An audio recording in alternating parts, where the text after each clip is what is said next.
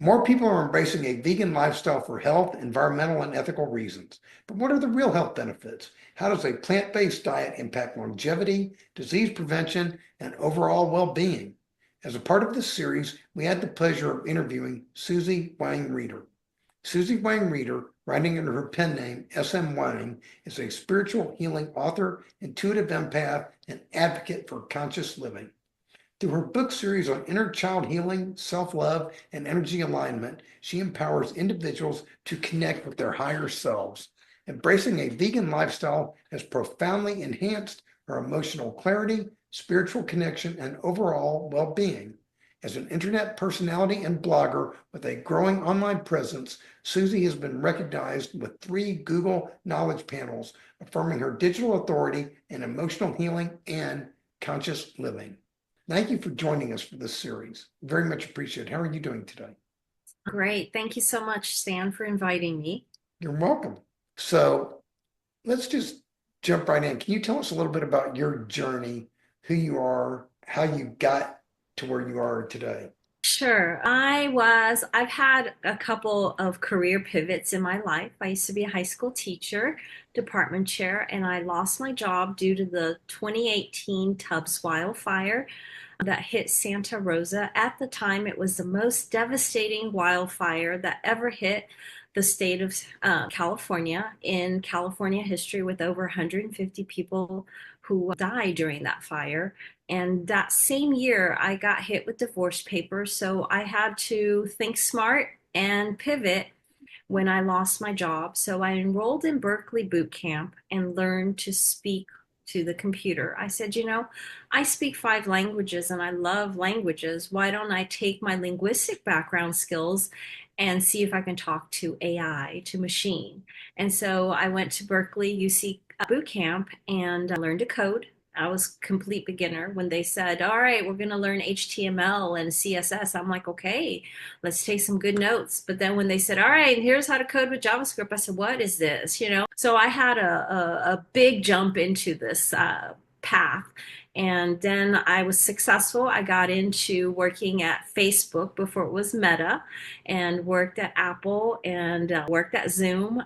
And in 2023, very late in my life, I had a repivot because we faced here in San Francisco the massive tech layoffs that is still happening. It's wave 4 now. We're in multiple waves, from Google, Apple, Facebook, or Meta, and other companies around here and other startups. A lot of people are unemployed. It is the reality. They are hiring out cheaper countries and leaving some of us behind. So I said, you know what? This is not my defining moment. Let's repivot again. And so I embraced another change, and I was already part time as a digital creator.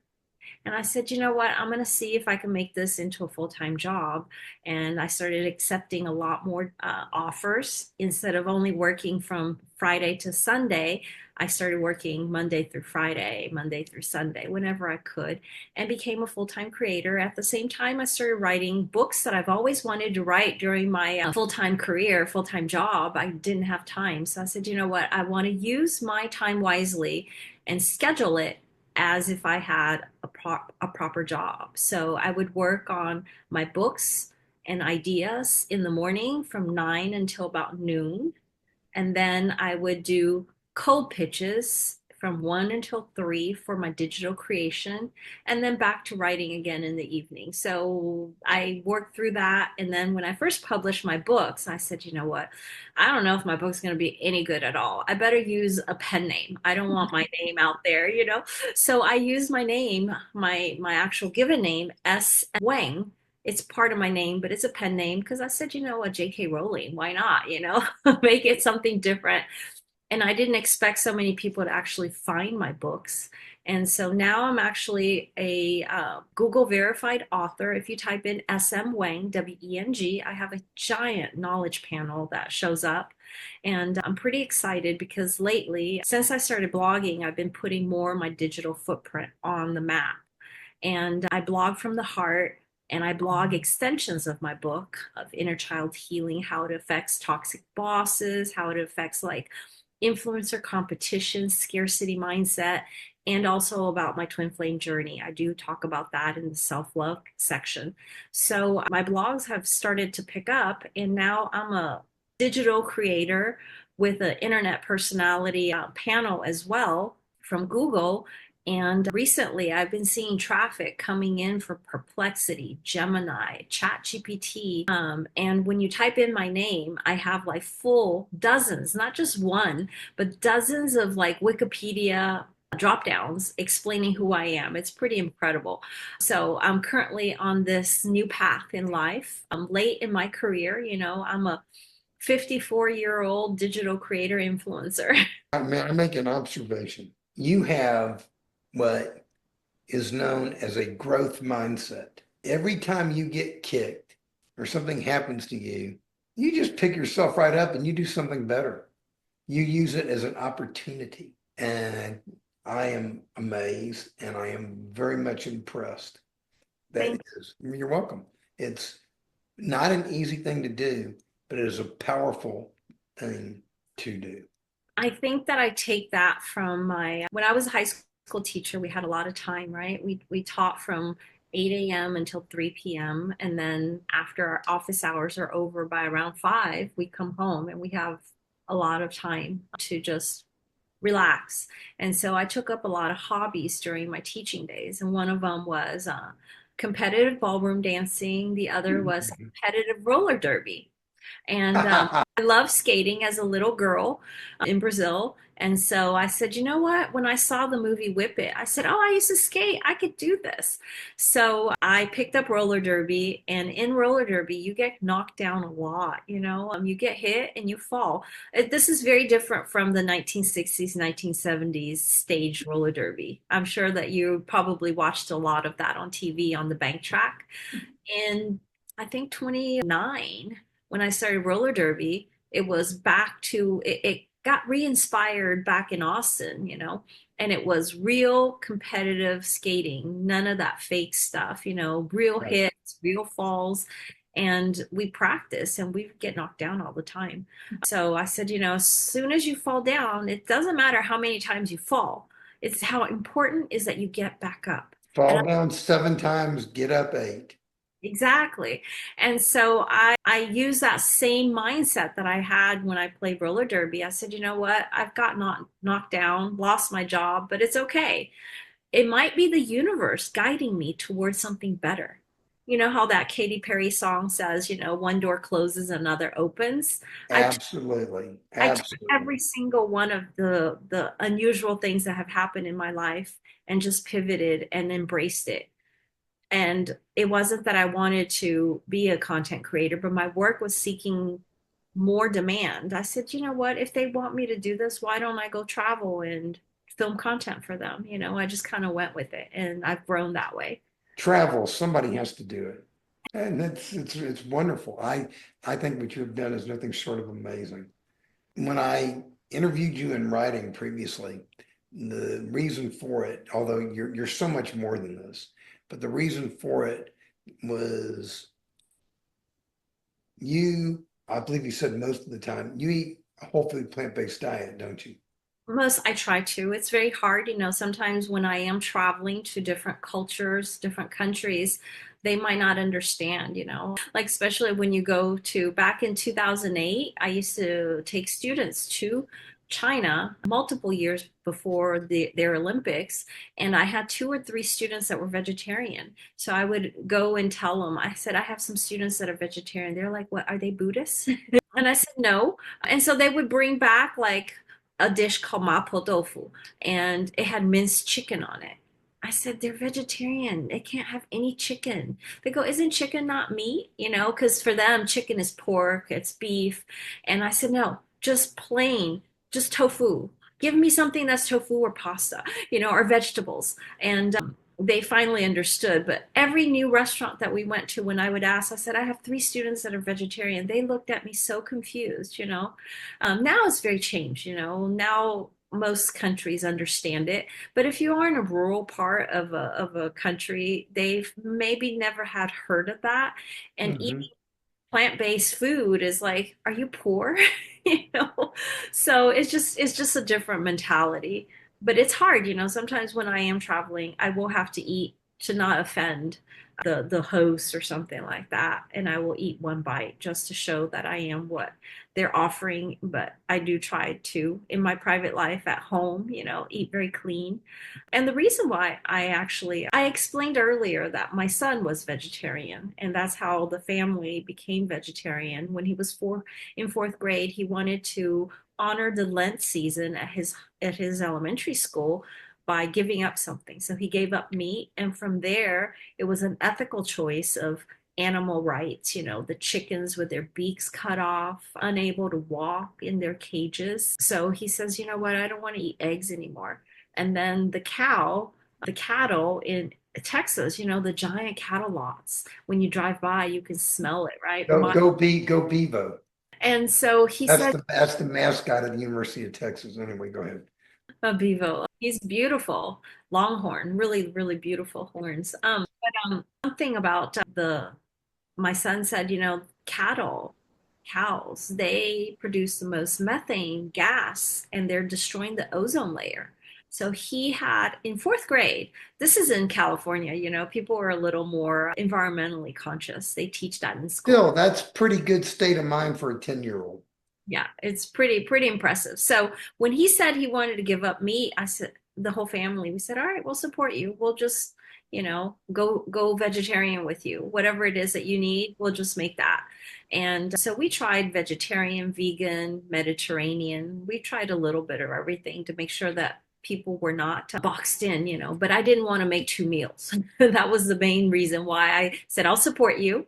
And my ex-husband at the time, he goes, I'm going to try this vegetarian thing, see if like my whatever body metrics thing, he was measuring like his cholesterol level and whatever else from his, he wasn't in any danger zone, but he wanted to see if he can improve it. You know how you do a annual physical test? He goes, I I want to, do, I do, I do it twice a year. yeah. I do my blood. He said that I want to see if it changes. So we tried doing like the Mediterranean diet. And in the Mediterranean diet, you can eat cheese, So he was buying a whole bunch of different kinds of cheeses. And then half a year later, he went to do his blood work. Nothing changed from his diet. Like the scores didn't go It down. was the cheese. It was the cheese because then he goes, I'm gonna take off the cheese and let's see how it works. And that's when we went like more vegan and didn't eat any cheese at all. And then he goes, look, not eating cheese made my whatever drop this much. Not that he was in any dangerous zone, he was just, But I'll share a secret with you. Those zones that they give you, those are average zones. It's not necessarily healthy zones. They, they might say, hey, as long as your blood sugar level is below 5.6, below 5.7, you're okay. But doesn't mean it's not better if you can get it down to 5 or 5.1. So yeah, but it's interesting that cheese was the determining factor for him. That it was for me too. That was the very last thing I gave up was butter and cheese. I do like yogurt though, I know I'm I not. make my own yogurt. I make soy yogurt. Yes, that's really good because yogurt, I wanted to mention that during the pandemic, how we went from going out and doing all kinds of stuff, we started working from home. And working from home changed quite a few things for me. I always been very active, roller skating, ballroom dancing, switched careers to tech, and all I do is sit in front of the computer and just type, and code. And when the pandemic hit, I was already in tech, and walking from my workspace to the kitchen was a few steps. So I would go and get, instead of 5 cups of coffee, I would get like 10 cups of coffee, Oh just, boy. and in my coffee, what I did was I substituted sugar because I heard that agave was better for you than sugar. And so I would put 2 giant spoonfuls of agave sugar, and I think I messed up my pancreas because during the second year, well, actually, during the pandemic, I couldn't go to the doctor. I've been diagnosed as pre-diabetic since my pregnancy. I had like gestational diabetes. So since I had my son, I had pre-diabetic, but I exercised so much that it didn't matter, right? And so I was Yeah. able to eat whatever I wanted.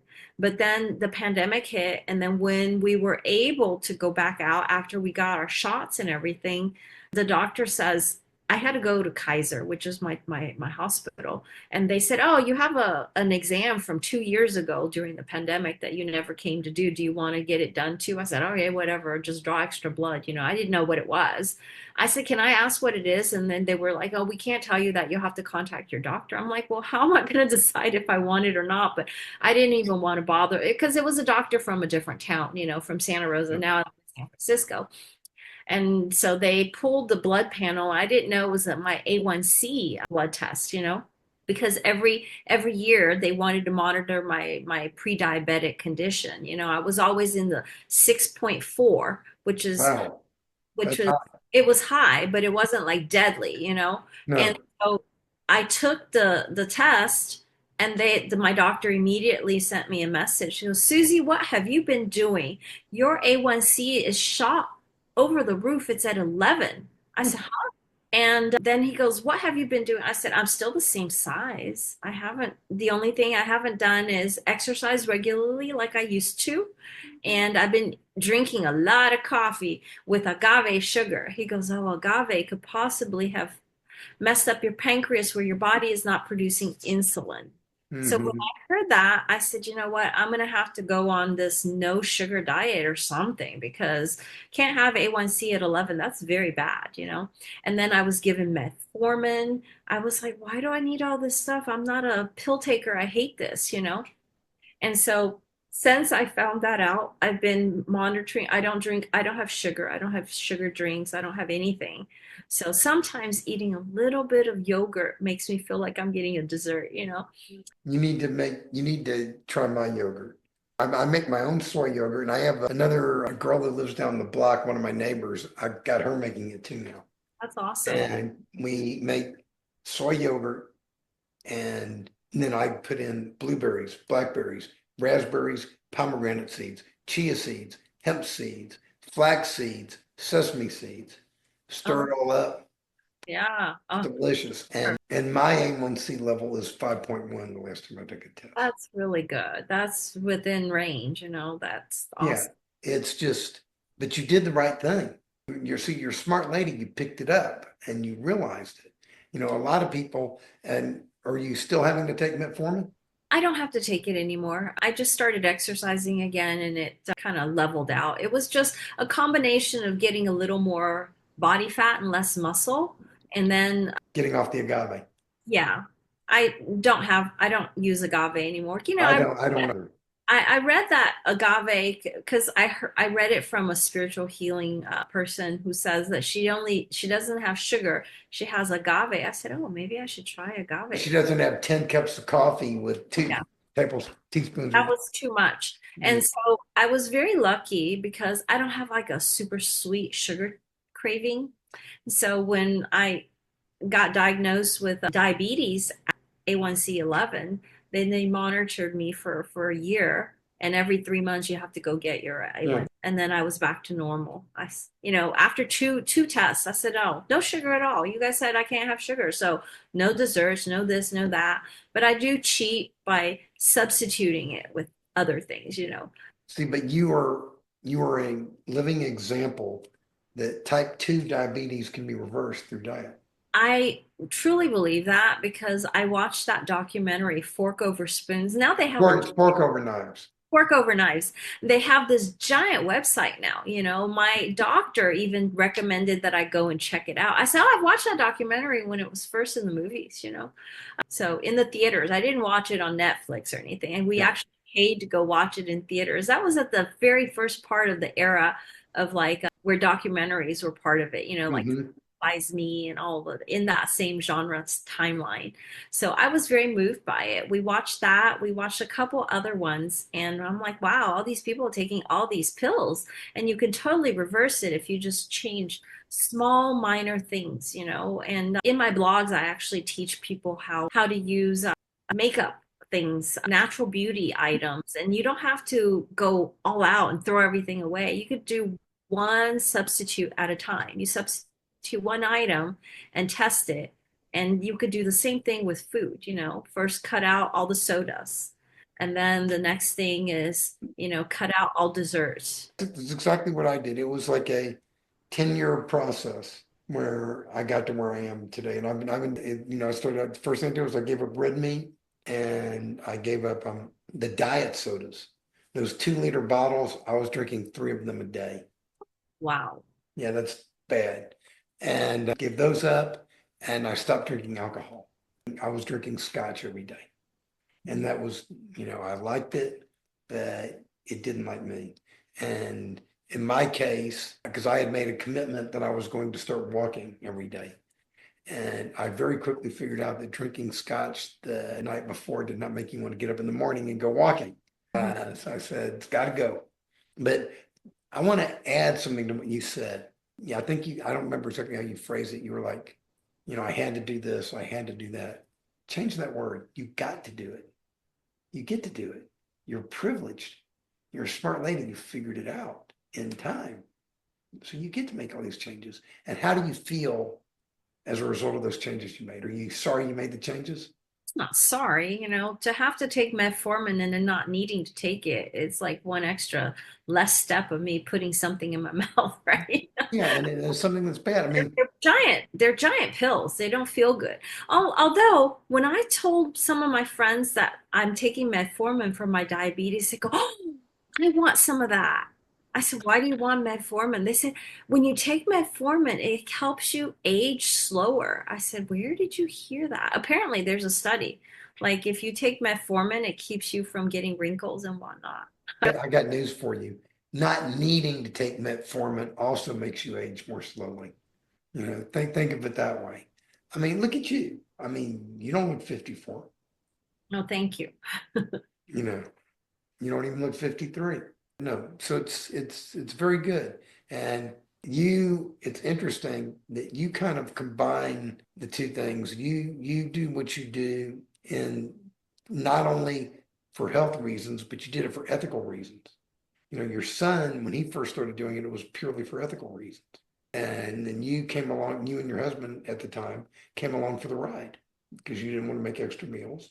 And you sat there and you did that. And you've discovered a lot of the health benefits, but you bring up a lot of issues that people encounter when they go down this journey that I have encountered when you go on this journey. You don't try to be perfect. You just try to be excellent, which is good. I don't think I try to be excellent, but You I are excellent. How about that? you're very kind. I think that, plant-based living, it shouldn't be like a rule book. It's kind of, for me, it's a recalibration tool. It's how I return to stillness, to clarity, to my intuition. For me, when I go for 2 weeks, I can meditate and connect with my higher self a little bit more, and it's like a energetic hygiene cleanse for me. Yeah, it is. And the other issue you bring up is that you sometimes will eat a bite of something because you don't want to offend somebody. Mm-hmm. They're making an offering to you. They're offering you this food. You want to accept it. I encounter that as well. Me, I'm a little more on the stubborn end where I try not to do it. Also, but that may also be cultural differences and that kind of too. I mean, I remember when I first started doing what I was doing, it used to drive my mother-in-law crazy because she would take the whole family out to dinner and I would go, I'm not eating. And I finally told her, I said, look, this is my craziness. It doesn't have to be yours. And then took her about 5 years. And after 5 years, she said, you look great. I'm proud of you. And I don't totally understand what you're doing, but it seems to work. Keep doing it. But it took a while. But you're emphasizing something that I try to tell people when I talk to them about losing weight. You don't have to be perfect. You don't have to be rigid. I have become rigid over a 16, now almost 17th year. I have become pretty rigid because I consciously chose to and I wanted to, not because I had to. And what I tell people is just the little things you do make such a big difference. In your case, it was probably giving up the agave, made a major difference. I had a client 6 weeks ago, type 2 diabetes, same thing. And she told me she drank sodas every day. She hasn't had a soda in 6 weeks. She was also on metformin. Doctor's taken her off metformin. Her blood sugar is now in the normal range, and she feels fantastic. little changes, just, little things. And it's figuring out your inner harmony. Can you talk about that for a minute? You say it centers you, it makes you feel really good. Can you talk about that feeling and what it does to you? Well, when I eat more plant-based foods, I feel a little clearer, lighter, and I can connect more with my higher self. So it's like it's a difference between my ability to channel and not feel the weight of like other energies in my system. Because when you're eating meat, for example, the way that an animal was suffered during its death, either it was shot, killed, I don't know, whether it was nature and or at a plant. They have those fears in their system. So if you're highly intuitive, because I do write about intuition and empathic skills, and so when you're highly intuitive, you absorb some of that if you start eating meat. And I think that's why a lot of people who do channeling work will go vegan because you don't have that extra energy in the food that you're eating. So that helps a lot. I understand. I agree with that. Why do you, what got you into the healing realm and the intuitive realm? Were you naturally that way, or is it that you wanted to heal a quest to heal yourself and that's what came out, or? No, it actually was something. I'm a late bloomer in the healing realm. I was highly intuitive as a young child, age 6. I had a very imaginative world. I would see things that it was like, Mom, Dad, come here. I see this. And they turn on the light. They're like, there's nothing there. And so I just blocked it. And it wasn't until after my divorce, because my parents weren't intuitives. They didn't know how to help with it, So I blocked it and I was good because when you actually open yourself up to it, you need to protect yourself. Otherwise, you can get yourself into trouble. Yeah, And so it wasn't until after my divorce that I started really working on the healing aspect of it because during the divorce I was very depressed, I didn't understand why, as someone who is a perfectionist and I was a very good wife and a great mother, I said, what did I do wrong? You know? nothing. And so for my ex-husband to serve me divorce papers on the same year that my school caught fire and I lost my teaching job, I said, what did I do wrong? Am I being punished, And I think it was the universe guiding me to a new set of life. I believe that you meet people, whether an ex-partner, an ex-husband, a boyfriend, or whatever, they're setting you towards something bigger as a learning lesson. So my 28-year marriage was a learning lesson for me. After that divorce, I started going to a therapist because I wasn't eating. I was very depressed, And so my doctor, and I would get heart palpitations. I said, I don't know what's wrong with me. I go to my doctor. He goes, you're depressed and you're having anxiety attacks. So you need to go see one of our counselors and start therapy. So I would go once a month to therapy lessons, sessions, and I would just talk about my life. And then one day, after a whole year, I told my therapist, I said, hey, I did this weird meditation. I think it really helped. I did a meditation called Inner Child Healing Meditation. I just found it online. And she goes, wow, we've been swimming in the Olympic pool all year. This is the first time we've had a breakthrough. And what you just shared with me is huge. So I realized that I had unhealed emotional trauma from my childhood. Everything that I'm afraid of in life, in terms of relationship, everything happened when I was 4, 6, and 13 as a child through things that happened in my family that I had buried so deep in my subconscious that I didn't know I had these abandonment issues, fear of separation, And that's how I led my relationship with my ex-husband. So I really reflected on it and I started doing a lot of meditation. And with that meditation, I also started getting like energetic downloads in my sleep, and then I realized that I was meant to do this. And so I was guided to do it. And I started writing books about it, my journey, my healing path. And in my Empath and Psychic Powers book, I actually teach people how important it is when you open yourself up to this new world that you have to protect your energy and how to do it because you don't want negativity to come in. So it's important. No, and that's what you were doing as a child. When I was a child, if I would have tapped into it, I might have, opened myself up to unwelcomed entities. And I'm happy my parents, didn't encourage me because I didn't know how to protect myself. So as an adult now, I'm very energetically aligned to different things. And so I do honor it. And then whenever I do need to answer some tough life questions and or when I lost my job, I'm like, what do I do now? Lots of meditation and eating clean helps me reach a higher state. Yes, I agree. Is there anything else you'd like to add while we're talking right now? In terms of guiding people, Or in terms of the work you're currently doing, anything you'd like to add? well, I think that my biggest book is actually Inner Child Healing. That is more mainstream. Most people have childhood traumas. Even if you thought that your life was very healthy and you had a great childhood, reading the book, I found a lot of readers have responded positively, saying, "Wow, I didn't even know I had all this baggage in my childhood."